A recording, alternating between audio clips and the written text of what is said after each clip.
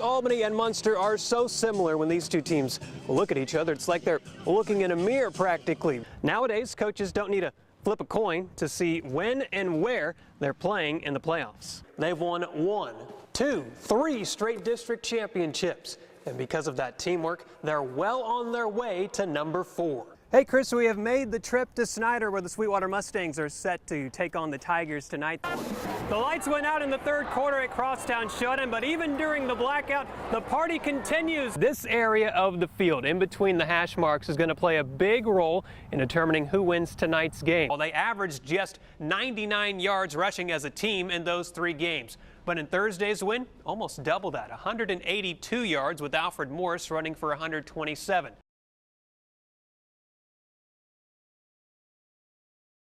And welcome into the KTXS studios. Thank you for staying up with us tonight. The Comanche Indians are one of 3 area teams still left in the high school football playoffs. And if you don't think they're fired up about playing this far, just listen to them. The annual Christmas Slam brought out all the ugly sweaters to Moody Coliseum for a hoops doubleheader. And who knew Santa Claus was an ACU fan? There are just 3 big country high schools left in the football playoffs. Albany has been the most impressive with their closest game, a 26-point win. But they're about to take on a team that is on their level. The intensity of the high school hoop season heating up. 3 weeks remain in the regular season. And on Friday night, we had a showdown between the top 2 girls teams in District 7 3A.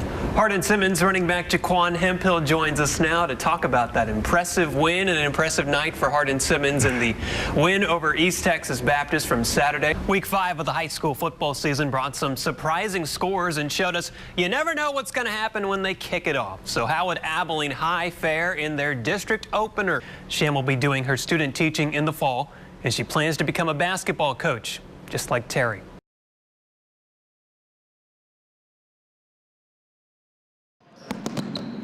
I've played basketball since I was before I could even play basketball. Brownwood's Blake Bronniman has been around basketball his entire life. The senior is the Lions' starting point guard, but he's nearly had basketball ripped away from him in the past year. Twice. It was hard. That's been my sport all my life. Last March, what Blake thought was a stomach bug turned out to be something much worse. His appendix ruptured, infecting his organs. Blake was care-flighted to Fort Worth to save his life.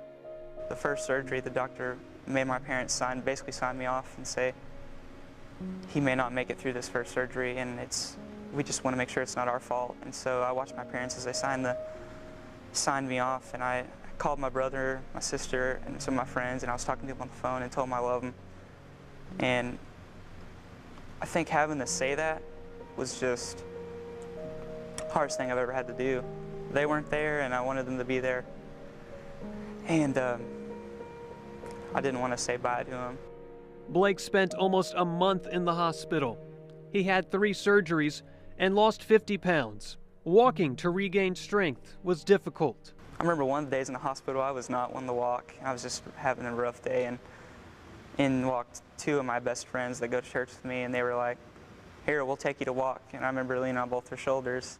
Just, hearing him losing 50 pounds, like, man, he didn't have 5 pounds to lose and let alone 50.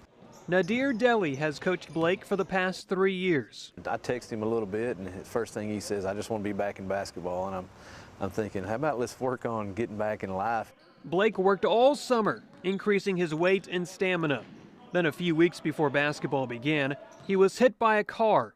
Blake had a concussion and couldn't feel his legs at first. I just remember crying and telling my mom and dad I'm not going to be able to play again. When I couldn't feel my legs, like, I'm not going to be able to play this year. It's my senior year. But through the ruptured appendix, the 3 surgeries, then the car crash, Blake always had one goal on his mind: getting back on the basketball court.